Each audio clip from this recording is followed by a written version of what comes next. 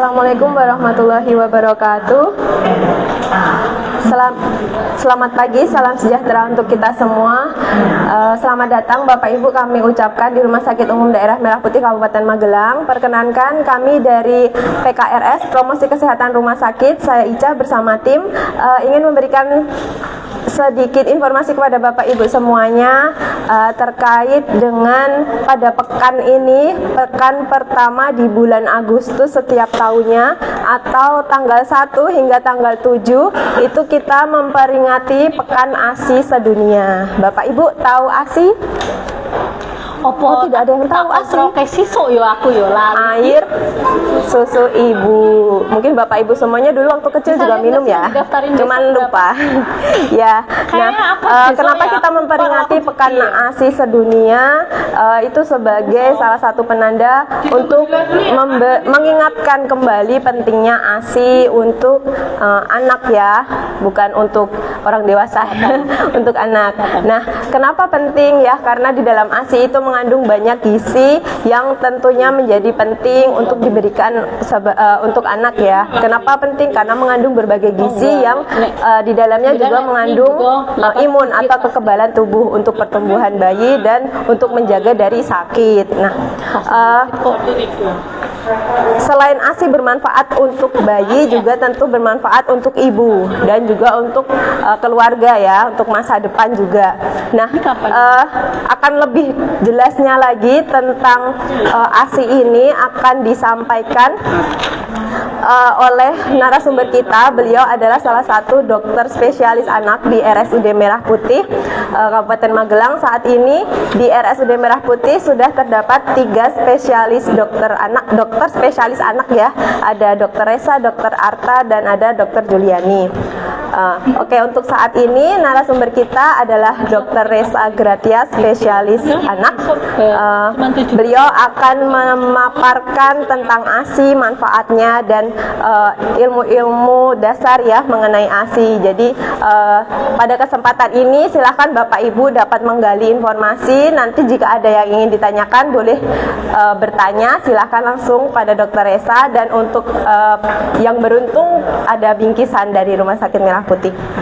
Baik, kita panggilkan saja dokter spesialis anak Dokter Resa Gratia. Mohon aplaus dulu. Oke, silahkan dokter. Ini hasilnya. Ya, selamat pagi. Nextnya di. Assalamualaikum warahmatullahi wabarakatuh. Ini pas lagi rame, nggak apa-apa. Ini yang banyak yang ibu bawa bayi-bayi kecil ya. Ini nggak apa-apa. Mau menyimak juga nggak apa-apa. Ada ibu hamil juga nggak apa-apa. Ini kan kita merayakan Pekan ASI ya, ibu-ibu di sini, bapak-bapak. Kita mau sedikit ya menginformasikan betapa pentingnya ASI. ASI itu merupakan sumber makanan yang bayi aman dan terjamin kualitas ketersediaannya. Jadi ASI itu kenapa paling baik? Karena dia minim kontaminasi. Beda kalau kita berikan non ASI, karena kan langsung diberikan ibu kepada bayinya. Nah, air susu ibu itu merupakan makanan alamiah. Dia berupa cairan dengan kandungan gizi yang cukup. Pasien dengan nomor antrian Mana sih Mbak? Kalau ini.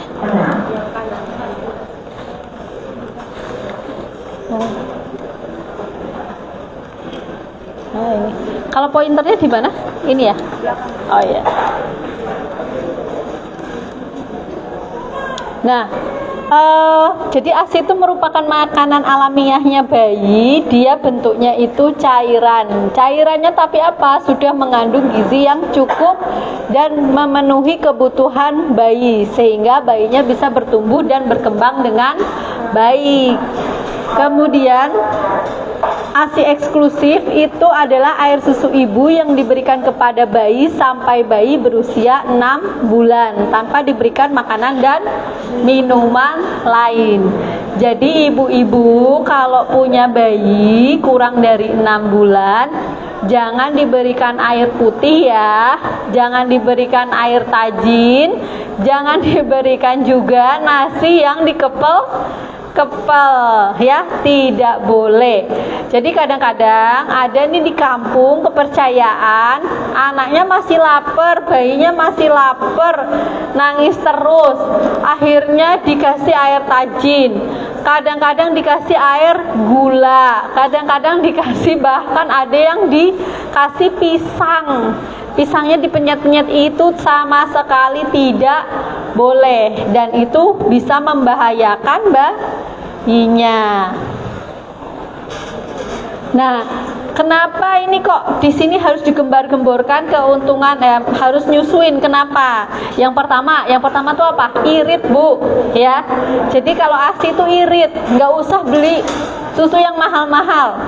Mau harga 1 juta, mau harga 2 juta, tetap yang terbaik adalah ASI. Jadi bapak-bapak itu, ibu-ibu cukup makan yang banyak, banyakin sayur, banyakin protein, ya.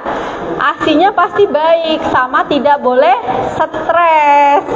Jadi kalau habis melahirkan, ibu-ibu harus istirahat. Nah, pekerjaannya dibantu bapak-bapak itu. Jadi tidak bisa ibu habis sesar suruh ngangkat-ngangkat, suruh itu, karena ibunya capek, nanti produksi ASINya berkurang. Daripada berkurang ditambahin non ASI, mendingan dibantu. Nah, ini keuntungan menyusui. Keuntungan menyusui itu ASI mengandung zat-zat gizi yang lengkap, kemudian mudah dicerna, diserap secara efisien. Jadi makanya kenapa kalau bayi-bayi yang ASI jarang kembung. Kalau bayi-bayi yang minum susu non ASI, ya, itu bisa muntah, bisa kembung, bisa diare, karena ya berbeda. ASI itu sangat mudah dicerna. Terus melindungi terhadap infeksi. Melindungi terhadap infeksi kenapa? Karena di ASI itu ada namanya bakteri baik, Bifidobacterium lactis. Sama dia ada imunoglobulin. Jadi ada sel-sel darah putih yang hidup, yang dikasih ke bayinya melalui ASI, dan itu tidak ada di susu non ASI. Kalaupun ada, biasanya itu ditambahkan. Makanya ada produk-produk non ASI itu ada mengandung ini, nah itu berusaha untuk menyamai ASI, ya. Jadi tetap ASI yang terbaik. Oke, terus ini yang keempat, biaya lebih rendah tadi ya, lebih irit ya ibu-ibu ya, ASI itu ya. Kemudian menyusui, membantu bonding dan perkembangan, kemudian membantu menunda kehamilan baru. Jadi ini KB alami ya, ASI ya. Terus melindungi kesehatan ibu. Kalau ibu habis melahirkan, ASINya kurang diberikan pada bayi, itu bisa terjadi ibunya meriang, bengkak payudaranya, ya. Nanti kalau payudaranya sudah bengkak, itu bisa terjadi infeksi di payudaranya ibu. Nah, nanti dievaluasi lanjutan kalau sudah terjadi infeksi, malah nggak bisa nyusuin.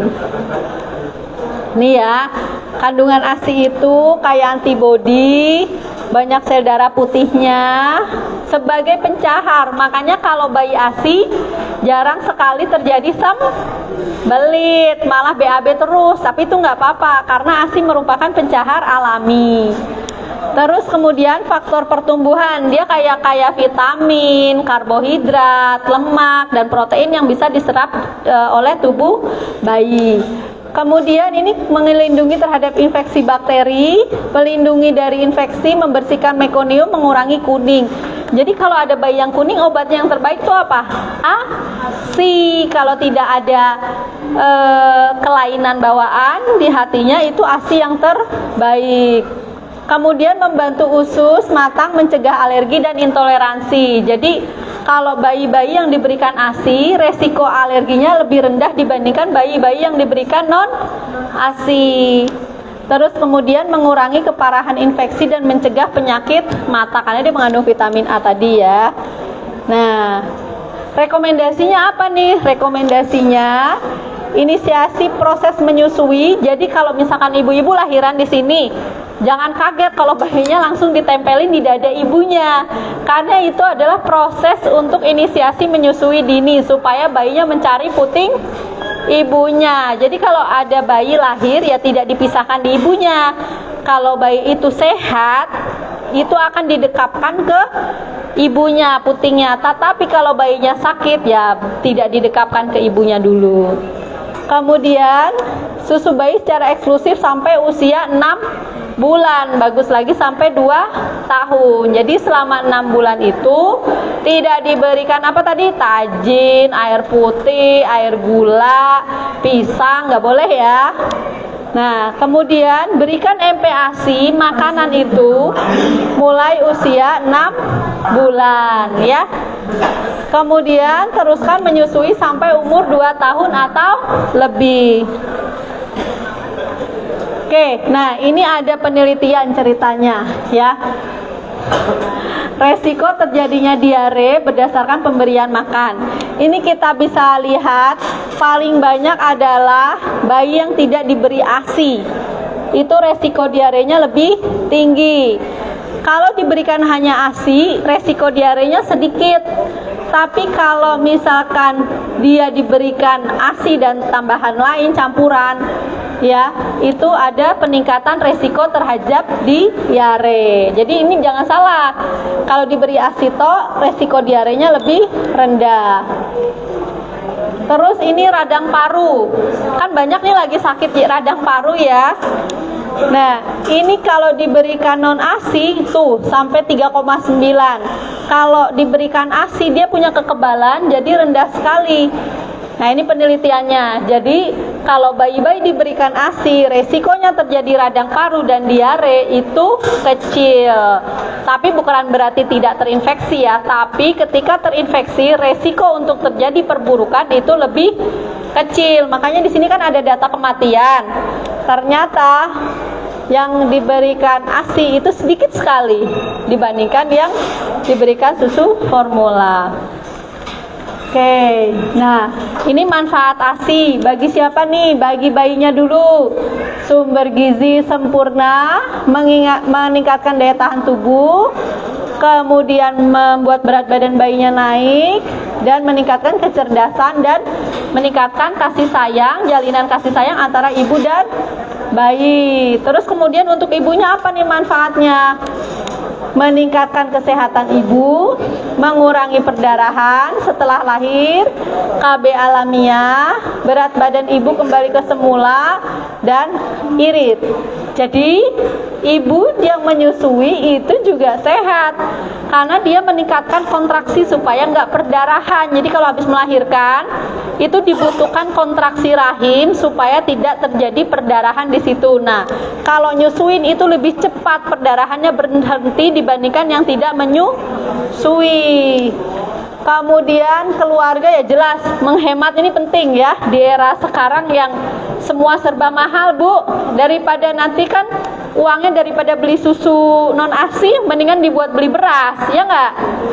Nah ini terus kemudian negara yang menghemat pengurangan pengeluaran dan resiko terhadap sakit terhadap bayinya itu kurang gitu ya. Nah ini kalau ibu-ibu nih kalau lagi nyusuin ya, ibu bisa lihat itu ada hormon yang bekerja, namanya hormon oksitosin. Jadi hormon kasih sayang. Jadi ibunya nyaman, asinya keluar, bayinya nyaman. Dan ini kan nggak didapat di susu non ASI. Apalagi kalau menyusuinya langsung ya. Ini juga hormon kasih sayang ya. Jadi ada rangsangan sensoris. Terus kemudian semakin sering disusuin, semakin banyak produksi ASI-nya ya. Nah ini perlindungan terhadap infeksi. Nah ini caranya itu kalau kita nyusuin, ada antibodi ibu, kekebalan ibu yang masuk ke bayi. Sel darah putih ibu membuat antibodi untuk melindungi ibu sehingga terus masuk ke bayi. Nah, itu bisa menimbulkan kekebalan di bayinya. Oke. Kita putar video sebentar ya.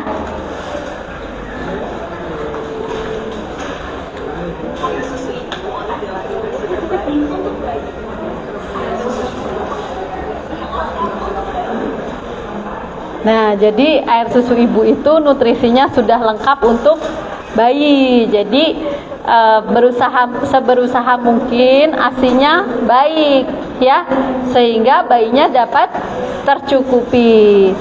Yuk di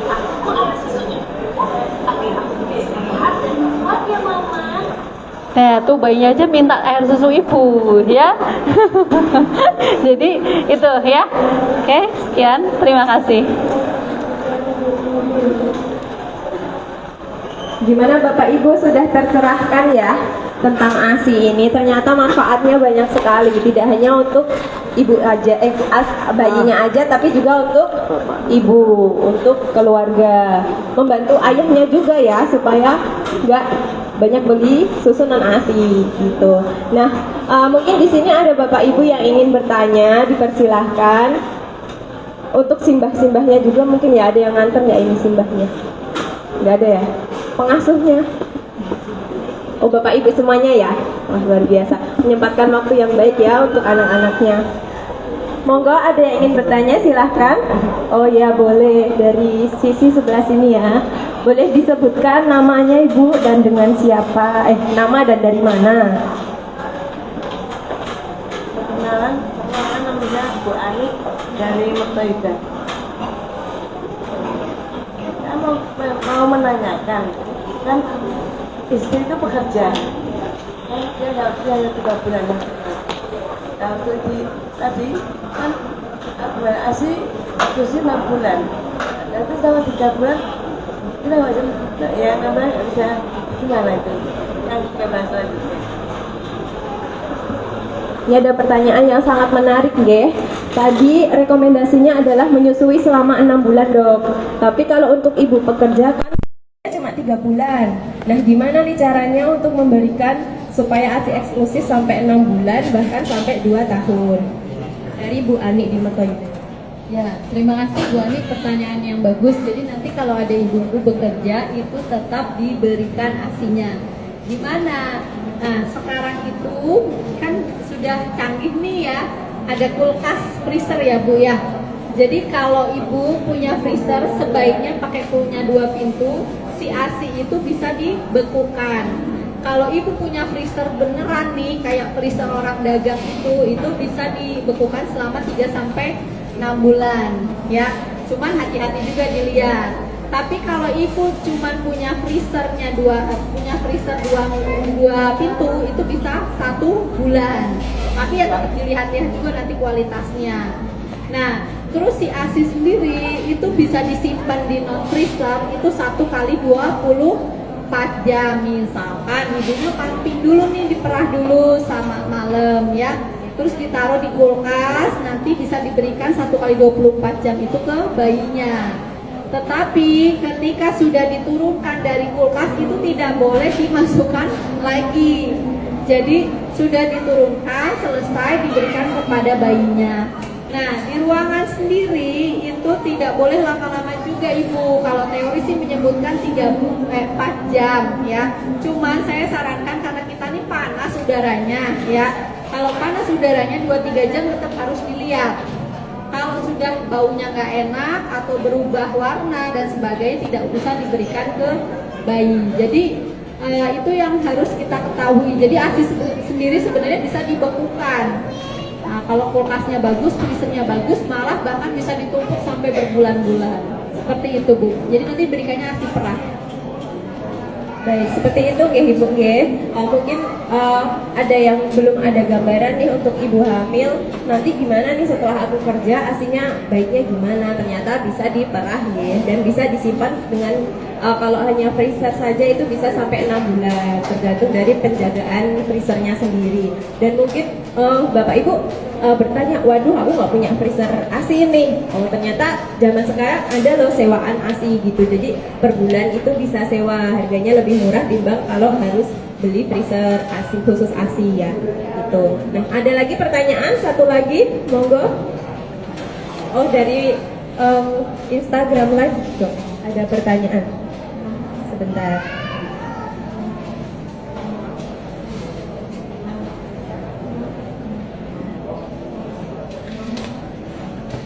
Pasien dengan nomor antrian Dari Sepotong Senja, Dok. 9. Izin bertanya, untuk pasien jiwa sedang menyusui masih dalam pengobatan jiwa, apakah obat jiwa yang dikonsumsi berpengaruh pada bayinya? Jika berpengaruh, bagaimana solusinya biar bisa berdampingan dalam pemberian ASI? Mungkin selain dari sakit mental, apakah ada obat lain atau penyakit lain yang dikecualikan dalam pemberian ASI? Sebenarnya kalau untuk obat-obatan, untuk sekresi di ASI sendiri tidak banyak ya. Jadi kalau untuk obat jiwa nanti mohon dikonsultasikan karena itu kan banyak sekali jenisnya obat jiwa ya. Nanti konsultasikan ke dokter jiwanya. Nah, yang paling ditandai ya, maksudnya di notes itu adalah obat-obat anti kanker seperti itu. Nah, itu kalau itu ya untuk ibu-ibu menyusui ya harus dinotice ya. Jadi maksudnya dalam artian harus dilihat gitu. Kalau untuk obat-obat lain seperti paracetamol, antibiotik, terus obat jiwanya juga dilihat ya. Nanti apa obat jiwanya harus dikonsultasikan kepada dokter jiwanya. Kalau obat-obat seperti paracetamol, terus antibiotik dan sebagainya itu sebenarnya tidak apa-apa. Sambil dilihat kondisi bayinya juga.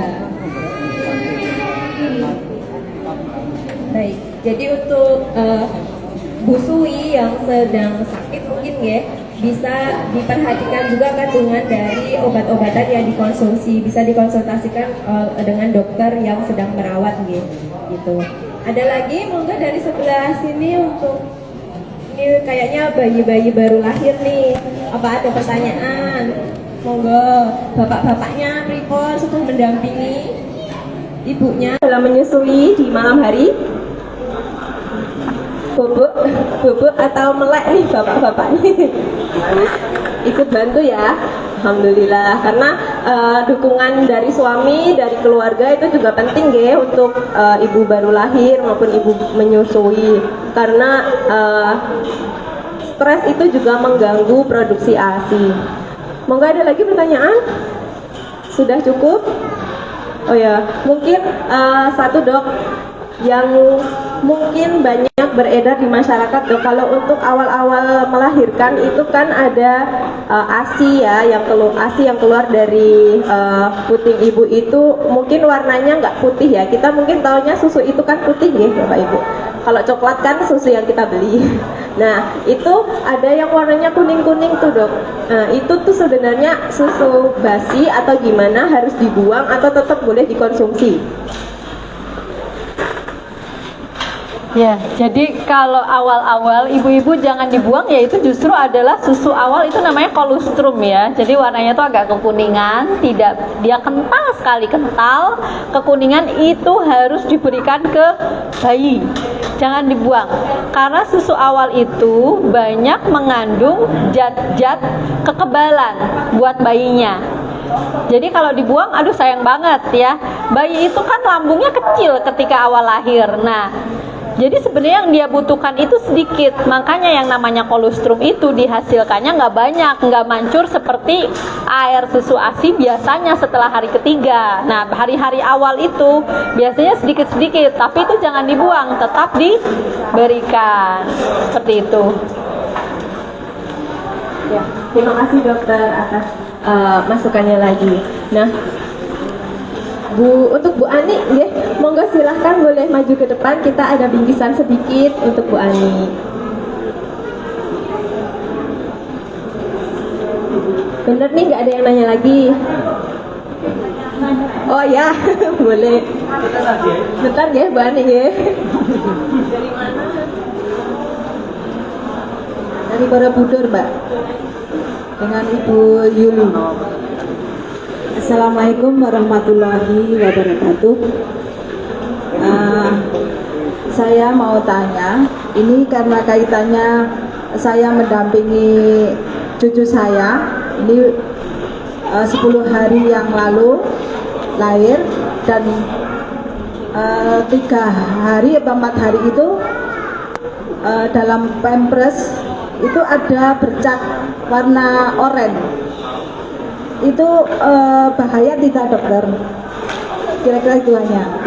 Terima kasih. Wassalamualaikum warahmatullahi wabarakatuh.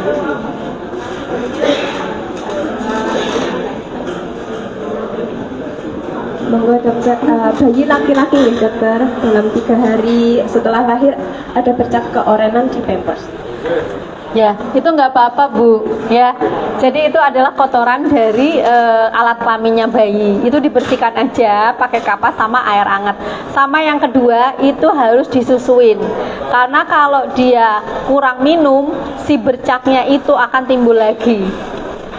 Kalau dia lancar minumnya, kencingnya lancar, biasanya si bercak kotorannya itu akan hilang dengan sendirinya. Jadi nanti dibersihkan sambil diminumin bayinya telaten gitu. Tapi kalau misalkan menetap sampai hampir 1 minggu, ya ibu bisa bawa konsultasi. Terima kasih.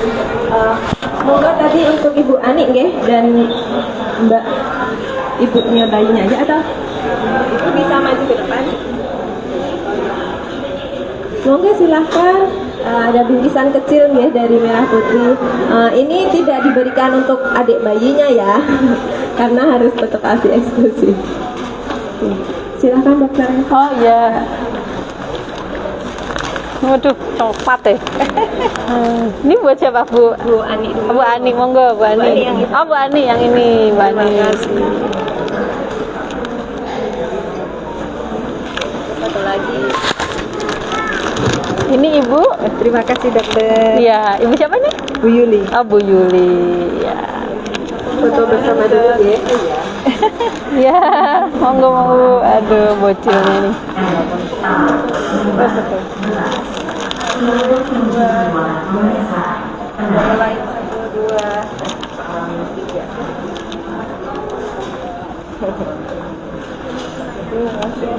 Terima kasih. Iya, Mbak, aku. Ini udah dimatiin? Terima kasih Bapak Ibu atas atensinya hari ini penyuluhan tentang pekan ASI Sedunia. Semoga apa